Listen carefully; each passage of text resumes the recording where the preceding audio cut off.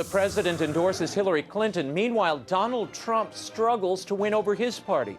Senior political columnist with National Journal, Ron Fournier, joins us with analysis. And later, we'll get story-ented with best-selling children's author and graphic novelist Ben HATKE.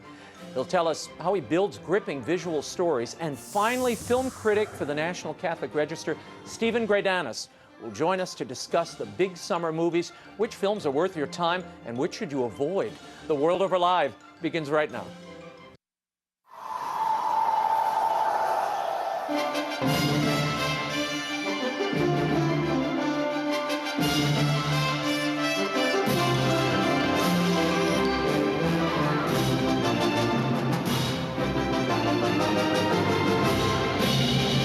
Now, from Washington, D.C., Raymond Arroyo. A warm welcome to all of you joining us in the United States and the world over. Ron Fournier, Ben HATKE, and Stephen GREYDANUS are all straight ahead. If you'd like to comment on tonight's show or if you have a question, I'll be live tweeting throughout. Find me on Twitter at Raymond Arroyo, or you can email me at worldover@EWTN.com. Here's the brief. News from the world over this week. It's Hillary, apparently. The former First Lady, New York Senator, and Secretary of State laid claim to the Democratic Party nomination on Tuesday after a decisive victory over Bernie Sanders in California and wins in 3 of 5 other states. With the superdelegate count included, Clinton now has more than 400 delegates than the needed 2,383 to secure the party's nomination. However, the spirited Sanders said Thursday, after a White House meeting with President Barack Obama, that he is going to fight on through the last of the primaries here in D.C. on June 14th. President Barack Obama released his endorsement of Hillary Clinton Thursday afternoon. More on all of this in our next segment. And a few other primary races of note in California. The first open U.S. Senate seat in more than 20 years will be going to a Democrat.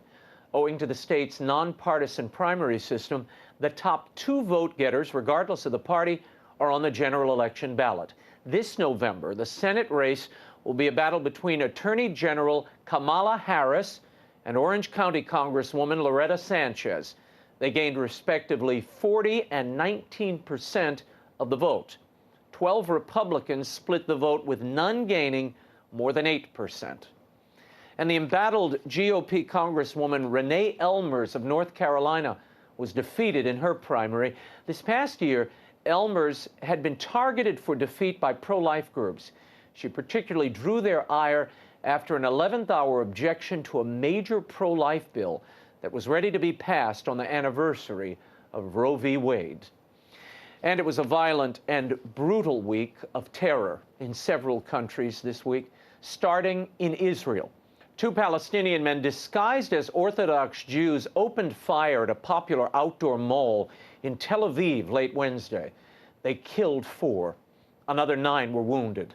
Israel was swift in its response. By Thursday morning, the government beefed up security in the West Bank and froze the work permits of more than 200 of the relatives of the offenders.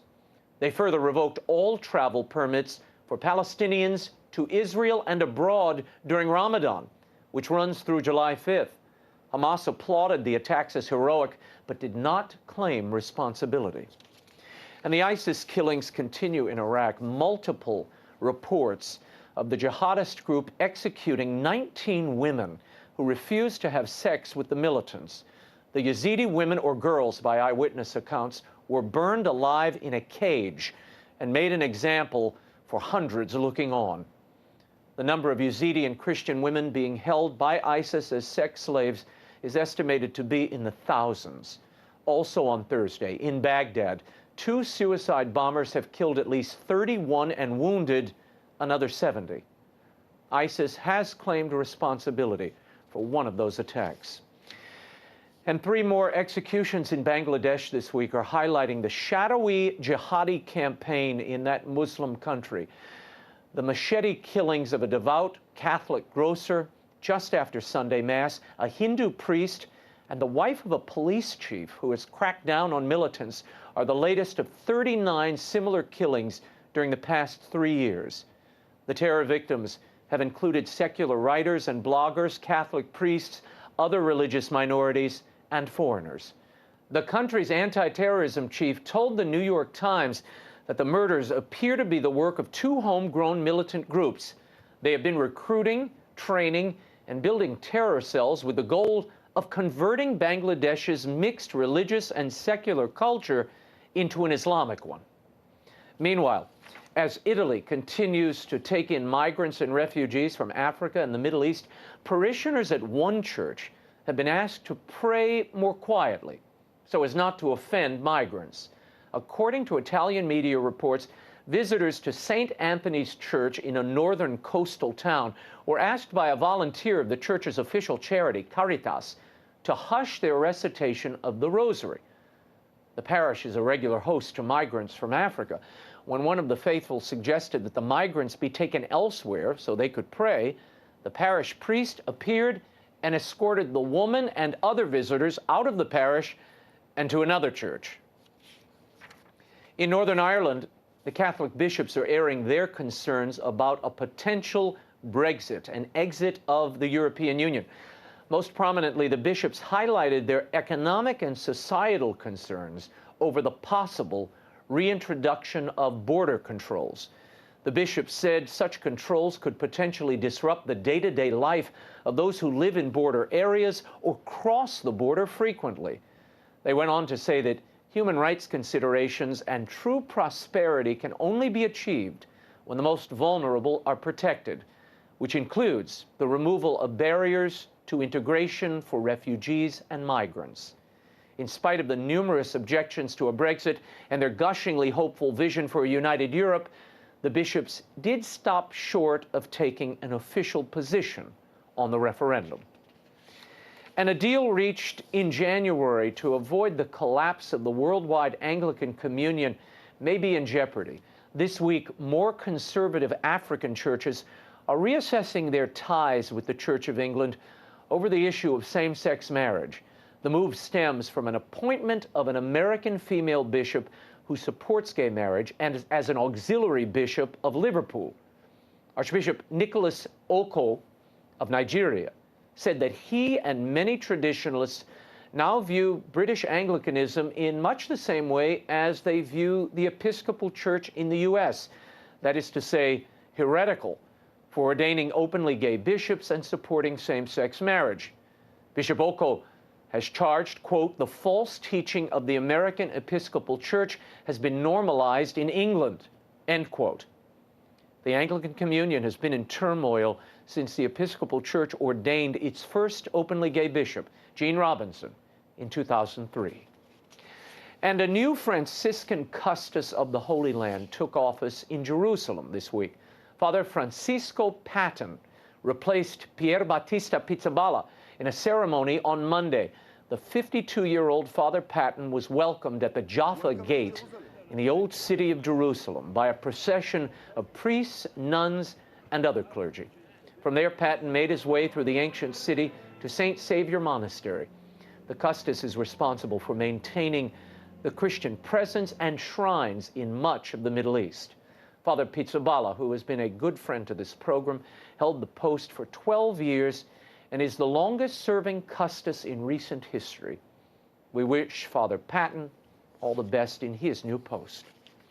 Another holy relic has gone missing. A piece of cloth containing a drop of blood of St. John Paul II was stolen on Sunday from the Cathedral of Cologne in Germany. The relic had been present at Cologne's cathedral since 2013 and was on display in a silver-plated statue of the late pontiff on the high altar.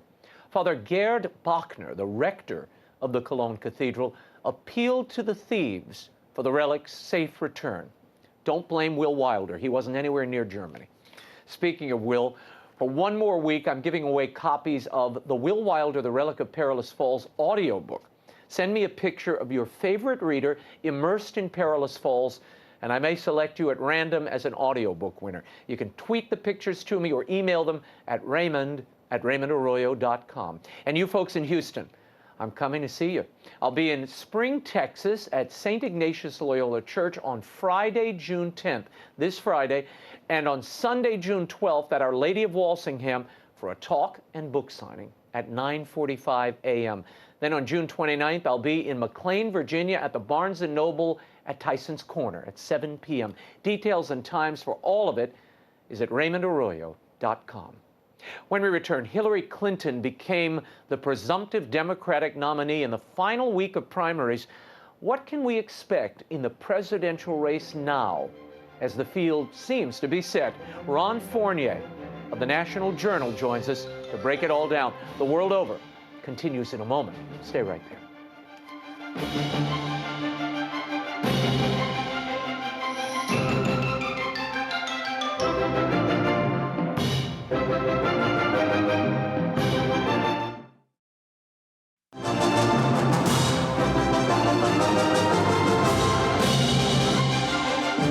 Thanks to you, we've reached a milestone. The first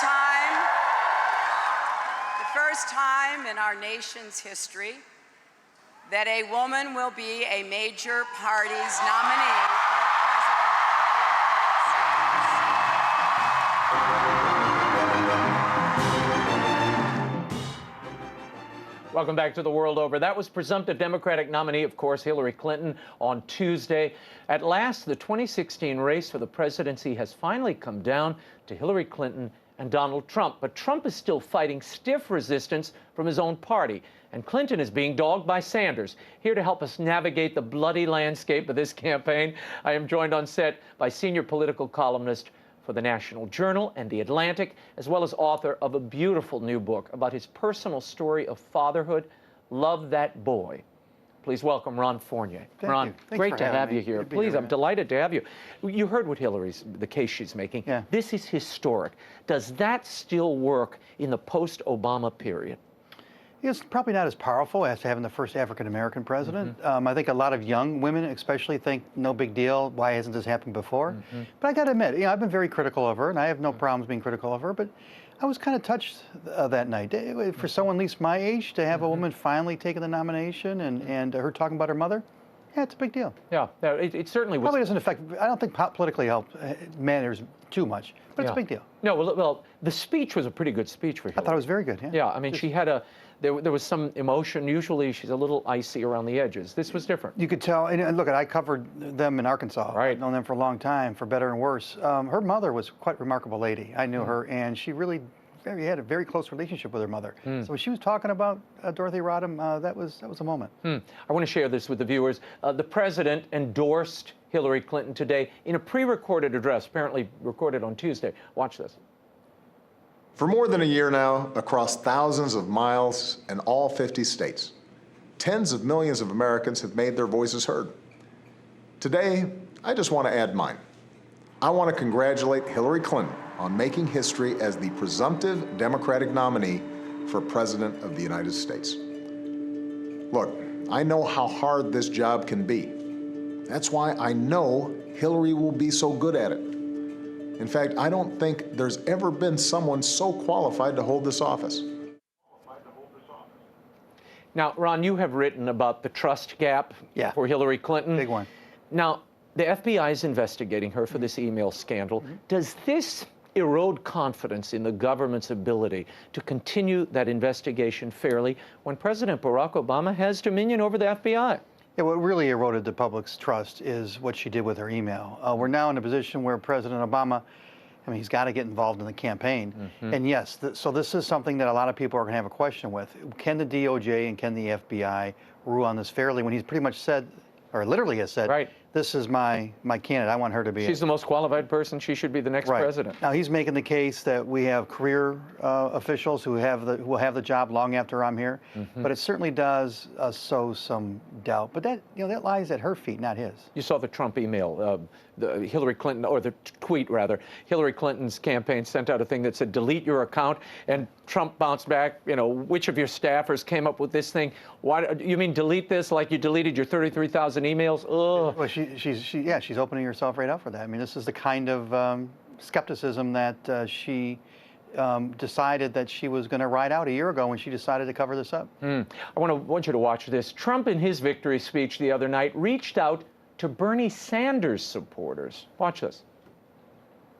To all of those Bernie Sanders voters who have been left out in the cold by a rigged system of superdelegates, we welcome you with open arms. Why would politicians want to change a system that's totally rigged in order to keep them in power? That's what they're doing, folks. Why would politicians want to change a system that's made them and their friends very, very wealthy? Does he have any chance of gathering those Bernie supporters? Very little, especially since he's talking about a rigged system, and today he's taking money from lobbyists. You know, now he's all of a sudden looking like a politician, I think, to a lot of people. But I will say this. You go to a Bernie Sanders rally, you go to a Donald Trump rally, what they do have in common, several things. These populists, they want to crack down on corporate welfare. They want to crack down on special deals for the rich. They want to cut back on the invasions of privacy by government and big business, and they want to take on large financial institutions, including banks. So they have some common interests, but ideologically they're too far apart for me to be able to see many go to. I think Bernie's people are more likely to stay home, which would hurt Hillary Clinton, than vote for Trump. Ah, interesting. Of course, the simmering comments that Trump made about the Mexican heritage of Judge Curiel, who is presiding over this case involving Trump University, continues to dog him. It's creating division in the GOP. You have, Republicans calling Republicans out for endorsing him. They want people to walk him back. That's a polite word to use, simmering. If somebody said that a judge can't rule on my case because he's Catholic, I would call that bigotry. I would call that religious bigotry. Donald Trump, that's what he did. He said this judge is biased because he's Hispanic.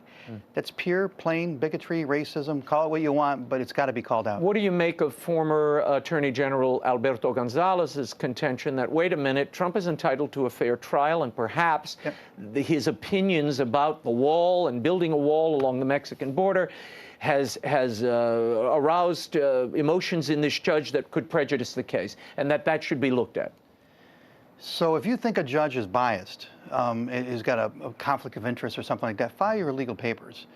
But if you think they're biased simply because of the God they worship or because of the color of their skin, again, let's put it in the context that you and I understand. What if somebody were to have a lawsuit on the issue of abortion, and they're going to say that I can't rule on it because I'm Catholic? Just because I'm Catholic? Our church, you and I, would be pretty upset by that, and we should be just as upset about a man who's running for president saying somebody is not qualified to do their job just because of their parent. He's an American. He's born and raised in Indiana. I mean, we shouldn't even be debating this. It's so bad. This is Paul Ryan, the House Speaker. He, of course, continues to disavow these comments. Watch.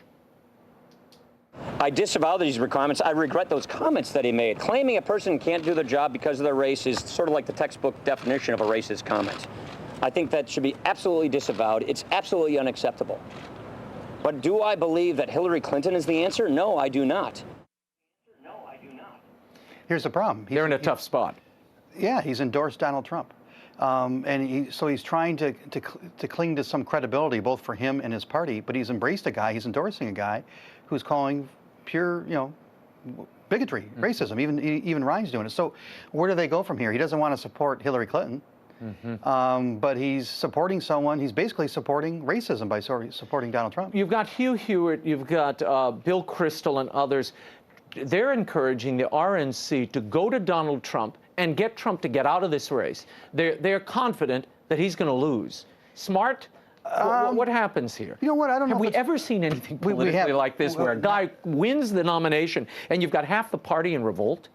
It's been a long time, but we haven't had a candidate this bad, and this obviously intemperamental to be running for president of the United States. I would say this about Hugh Hewitt's position: at least it's intellectually honest. I don't believe in racism. As long as a guy is espousing racism, I don't think that he should be running to the top of my party. It's harder for Ryan to justify where he is.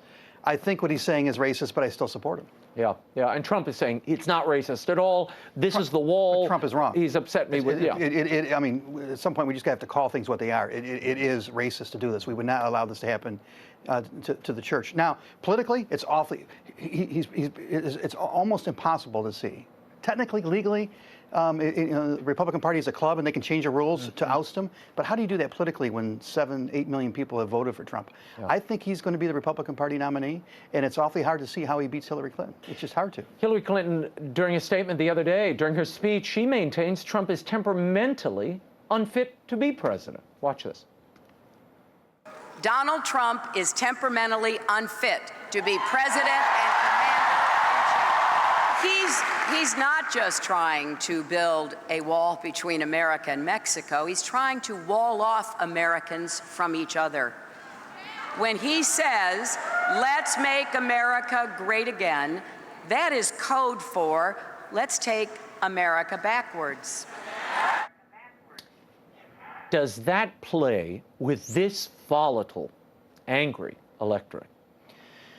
In a way, look at Hillary Clinton. Her biggest challenge is she's trying to run in a change election, right, as a status quo candidate. The only way she could win is run up against a guy who has disqualified himself, and that's what she's trying to do, is make the case that Donald Trump can't serve as president.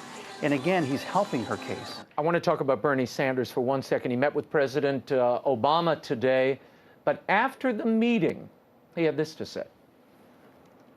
I am going to do everything in my power, and I will work as hard as I can to make sure that Donald Trump does not become president of the United States. I will, of course, be competing in the D.C. primary, which will be held next Tuesday. This is the last primary of the Democratic nominating process. You get the feeling Bernie's going to be there as they count the last ballot of the last primary of the last polling place. I mean, what is he achieving at this point? Very little, but you know what? If he just lets this go until Tuesday, and he lets D.C. vote, and he holds up their issue of D.C. statehood, and he shows his supporters that he's gone all the way like he said he would, then I think there's little harm done. If he doesn't start complaining about the deals that were cut, if he gets what he wants, and there's a kumbaya moment or two, then it probably doesn't matter. You know, the fact of the matter, Barack Obama has an 85% approval rating among Bernie Sanders' supporters. So his endorsement really carries a lot of weight. Do you think there's anything, I mean, do you think a deal has already been made here? Yeah. Yeah. Yeah, the way things rolled out today were just too well planned, too well choreographed.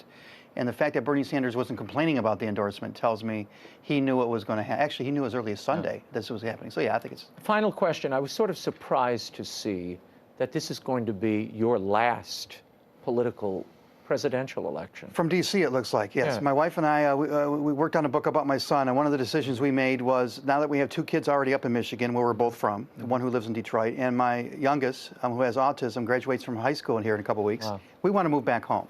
And so to do that, you know, I can't cover the presidency too well from Detroit, so I'm looking for a new way to get connected back professionally with my hometown, too. Beautiful. Well, you know, it's a great election to end it on, isn't it? And you know, and family is the most important thing, as your book testifies. That's what it took me a while to figure that out. Yeah. Well, we're going to have you back next week to talk about that. Thank Ron you. Fournier, thank you so Nice much to for meet your you, sir. insight and for being here. You can keep up with Ron's columns, his analysis at theatlantic.com, and he'll be back next week on our Father's Day edition of The World Over to talk about his new book, Love That Boy.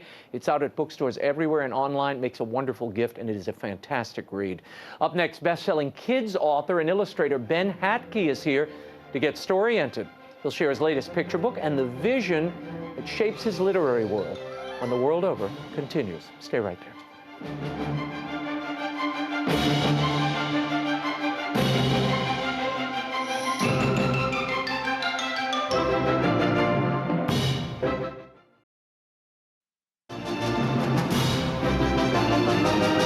Now, once again, Raymond Arroyo.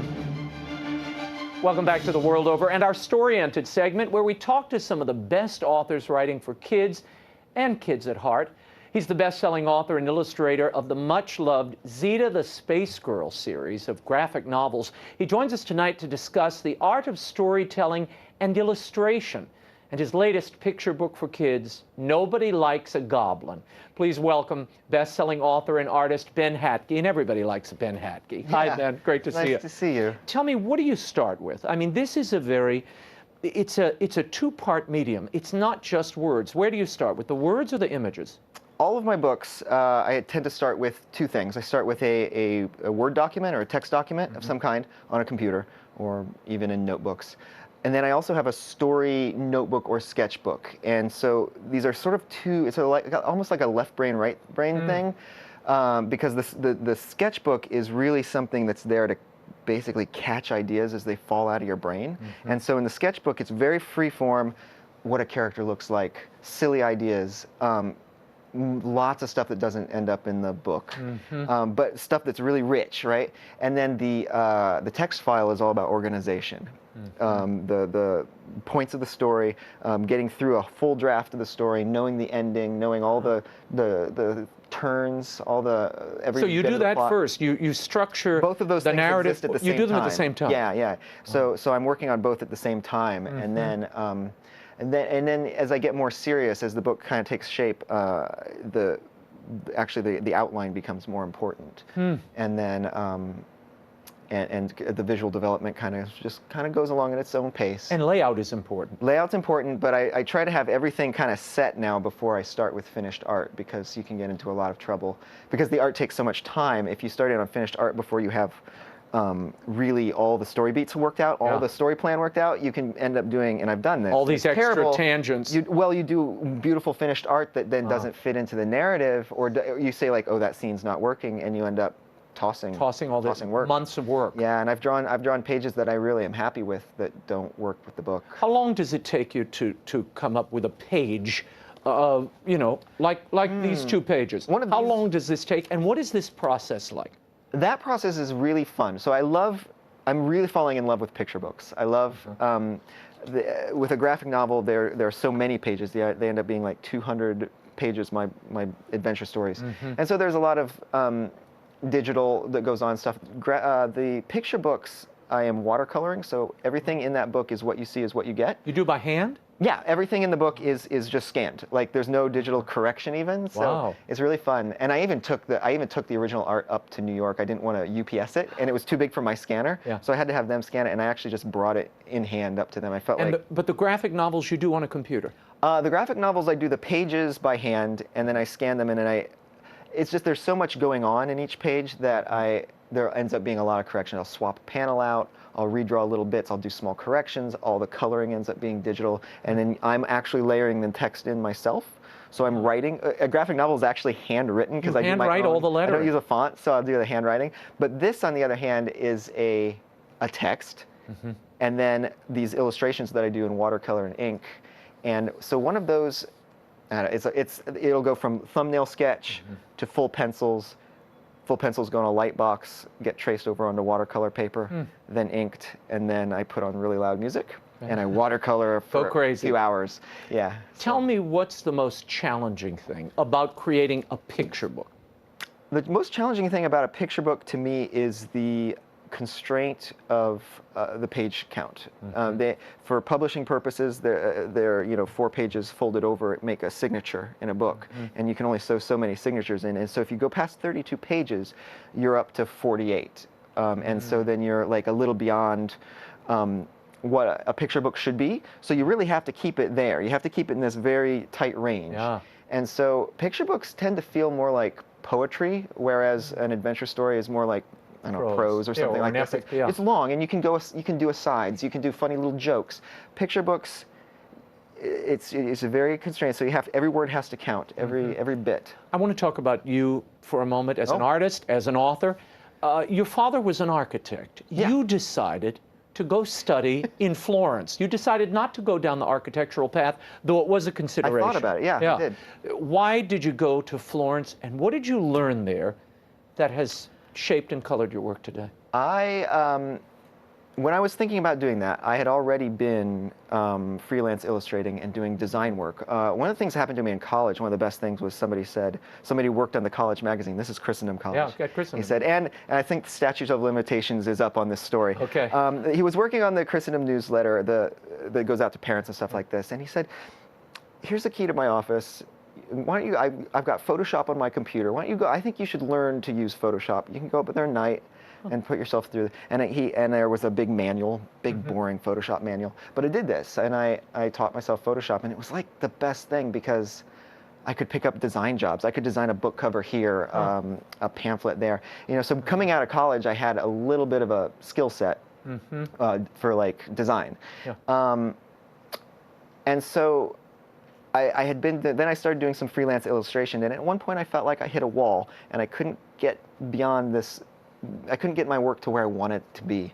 And so I did think about doing an architecture program, and I actually went back and talked to one of my professors, and he was like, I know you, and I think no matter what program you got into, they would teach you to make like parking garages and stack plumbing and all this stuff, and you'd just be not into it. And then he gave me some other options, and one of them was the Charles Cecil studio in Florence.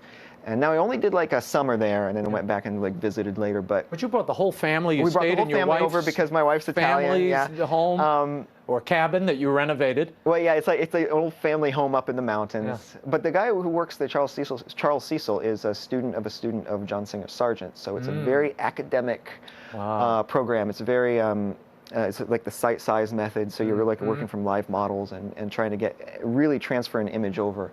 And it's like push-ups for your eyes, push-ups for your like eyes to brain to hand connection. You know, it really improved my work across the board. What did you study at Christendom, and how did that shape what you do today? I majored in history, and that is a story.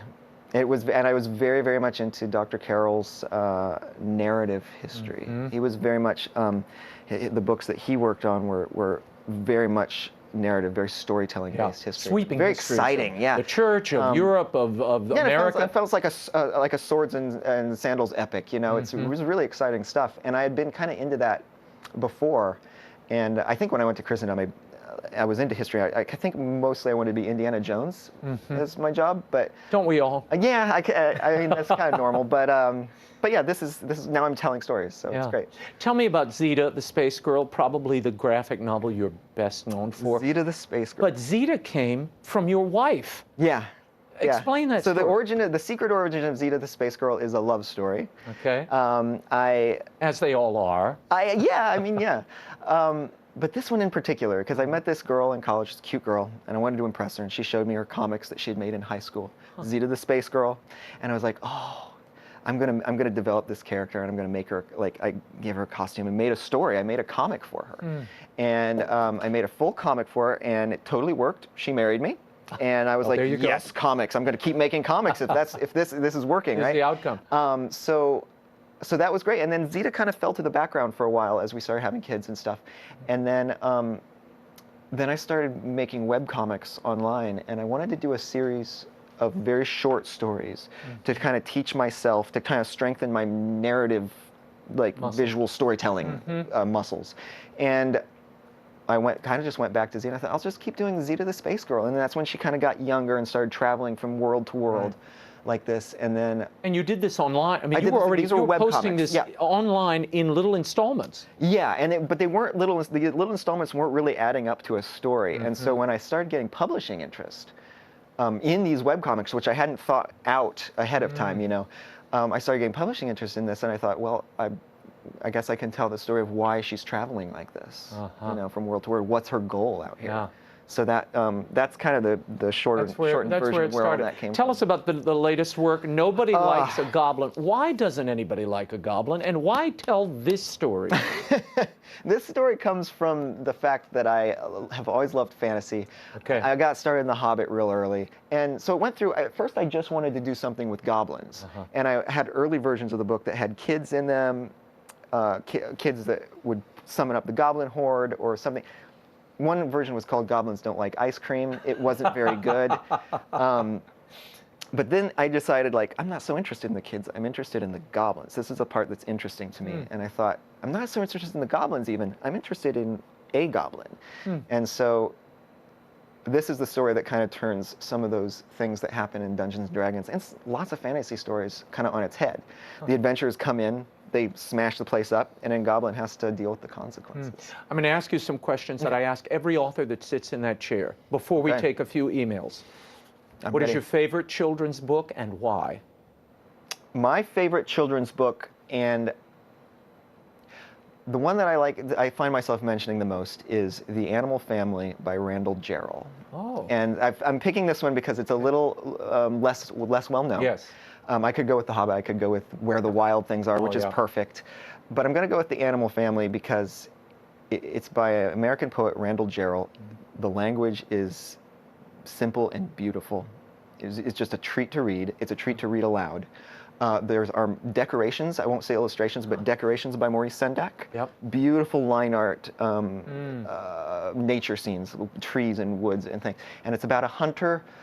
Oh, it's just, the whole thing is like a dream. A hunter finds a mermaid, he takes her home, and they just start almost collecting a family. A bear comes to live with them, a lynx, and in the end they find a baby and they bring the baby home and adopt it, and they've kind of just made themselves a little family. Because the hunter lives alone, he doesn't know where his parents are, whatever happened to them. He's very isolated, and in his isolation on this island or coastal place, a family just sort of comes to him. It's really beautiful. Yeah, it's a beautiful thing to read. Yeah. No, that's true. And it's just beautifully written. Okay, what was the book that story-entered you? The story that set you in the world, helped you understand something, and what life lesson did you derive from it? Now I am going to go with the well-known one. I'm going to go with The Hobbit. Okay. Because I have such clear memories of reading this book, and so much of this book is tied up with what I went on to become interested in. And so many things I remember doing from my childhood were clearly based on that, like carving a stick with a Gandalf head in it. My grandpa had a farm and raised cattle on the farm, and one year my dad had the hides made into leather, right, tanned into leather, and I think he had a plan to have a coat made or something like this. But that never happened, so we had garbage bags full of leather at our disposal to do projects with. So I ended up making myself a weird little leather suit. And I remember we had to do a book report, and I went to school, and by this time I had seen The Hobbit, Rankin Bass, the little cartoon. Yeah, and there's a song in there that the goblins sing.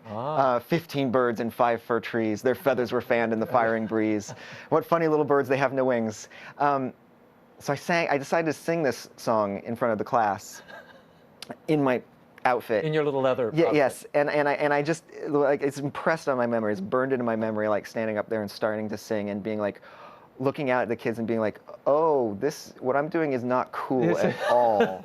And everybody's looking at me and thinking I'm a weirdo, and like I can feel my voice like getting softer as I sang, and then I sat down all red-cheeked and stuff. And it's like, but it really impressed upon me. And I think the thing about The Hobbit, the lesson, you ask about the lesson, I think of all the lessons you could take away from Hobbit, there's this line where he says, adventures aren't all pony rides in June sunshine or May sunshine. And I think that's important. Like a lot of people are enticed by the idea of adventures, but real adventures are not always comfortable. And when you can get to that point, and get beyond that point, you can start having real adventures and realizing that part of it's being really uncomfortable. Yeah, that's part of the journey. Yeah. Where do you write and why? I write, or draw. I write and draw in my little studio, which was previously a sort of outbuilding. We live in a little white farmhouse. And for a while, I've worked in a closet. I literally have, like early in my marriage, worked in a walk-in closet in a two-room apartment. And then I've worked out of the bedroom, and then I worked in a basement and different rooms in the house. Now, though, we have finished off an outbuilding at our house that we used to call the shed. It's very small, but it is now my little tiny writing studio. It's got a little loft. The girls have books up in the loft, so they go up there and read. And they can read and look down at me and see me working and chat. And so I work in my shed, and it's good because I need, now with my 5 daughters, I need that little bit of separation. Before it was all headphones, because it's very easy to get involved in everything that's going on, even when you don't need to. And you homeschool the girls too. Yeah. So and there's a lot of friends, and so there's people in and out all day. And so it's really easy to get involved in every little thing, but it's nice to be like 10 feet away from the house. Before I get to an email that I have to ask, what role does faith play in the construction of these books? It plays a big background role. I try not to do anything like very overt, because I'm in any story. In storytelling, I've got this like idea that story is king, and so like I attack story first, and I let who I am and what I feel and think about the world kind of come into that. Yes, come into that as subconsciously as possible. And I think that's, I don't know, I think it's the best way for me to work. And so I'd say it plays a large role, but I really try to focus on like, let's tell a story. We had an email from Sarah in Wisconsin. She writes, my daughter loved the 3 Zeta books. Will there be more? Wow. now I'm in the hot seat. Yes, you are. Will there be more Zita books? There will undoubtedly be more Zita stories. I'm not sure exactly if I can say what form that will take just yet, because I've got a lot of projects coming up, and there are things that I want to get going. But Zita is there's Zita on the horizon. This is like the end of a Marvel movie. Zita shall return. Something like this, yes. Yeah. I get a little nervous though, because it takes so long, the process, that when you promise something and it's going to be like, but you know, if your child is 8 and they're going to be like 15, you know, I get nervous about promising timelines. You know what I mean? You know how I feel. Yeah, exactly. When is the next one coming out? Yeah. It'll be out next year. But I'm going to be 12 next year. know, it's like, well, kid, and I won't tell you how old I'm going to be. Yeah, so, and you're like, I'm working as fast as I can. That's right. Here. This is all I can do. Ben HATKE, thank you so much. Nobody Likes a Goblin is the book. It's available everywhere at bookstores, online. Ben, thanks for being Thanks here. for having What a pleasure. You can find more about Ben at benhatke.com, and you can learn more about Storyented, getting your kids to read and leading you to other great children's authors at storyented.com. Up next, summer is here. Hollywood's rolling out some of its biggest films of the year, but are they Hollywood's best? National Catholic Register film critic Stephen GREYDANUS will discuss when the world over continues. Stay there.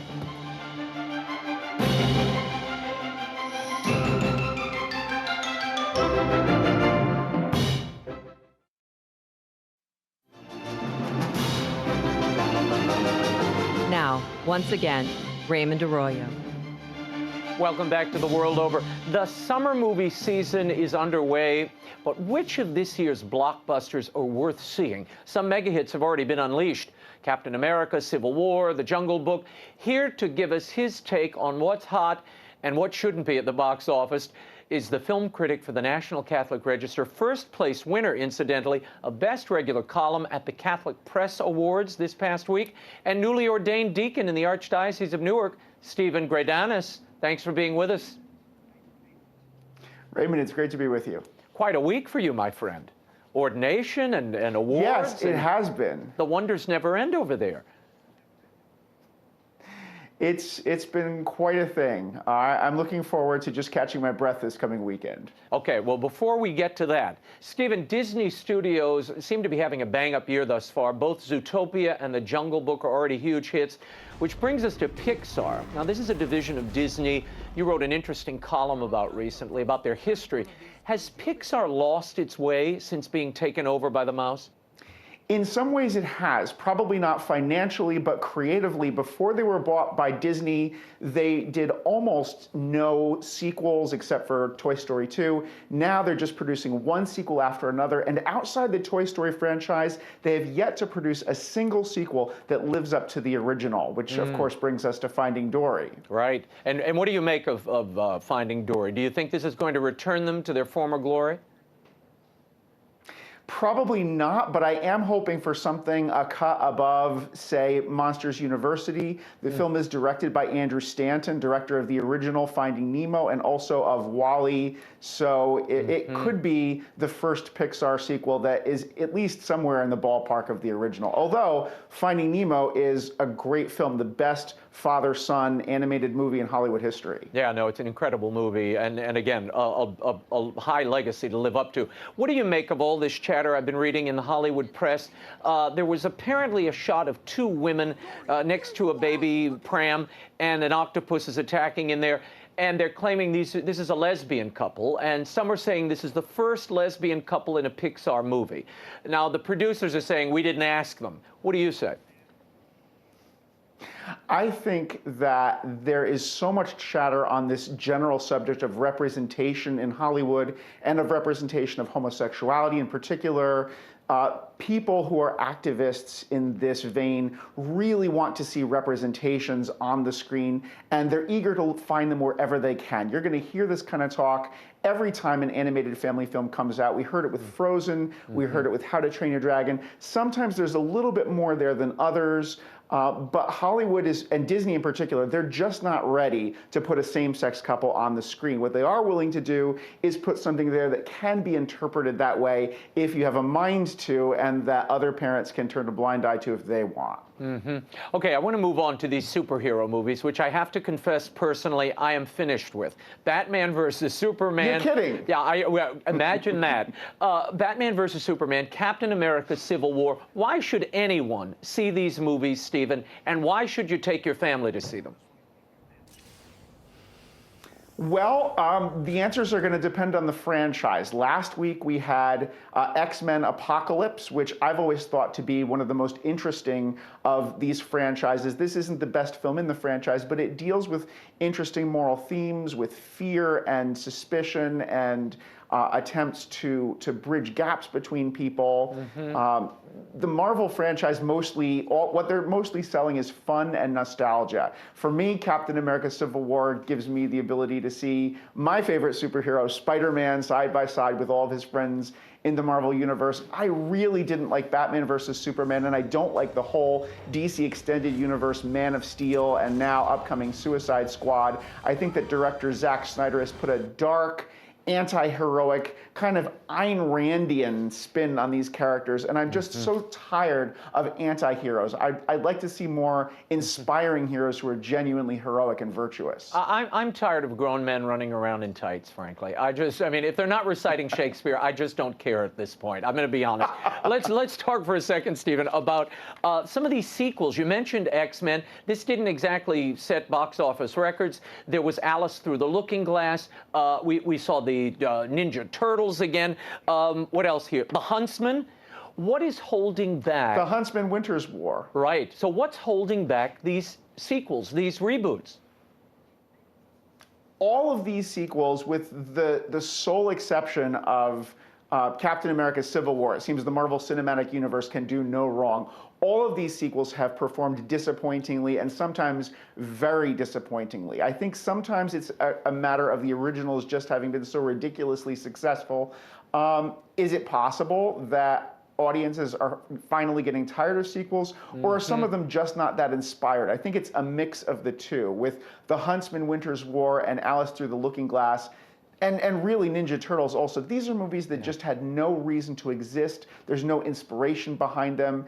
And it's not surprising that they've done poorly at the box office. Yeah, no, it's just too many reboots. We're this regurgitative culture. We just keep repeating. Now there's a reboot of the Ghostbusters, you know, a female version of the Ghostbusters. Do we really need a female version of the Ghostbusters? I mean, it wasn't like the original was, you know, War and Peace or Citizen Kane.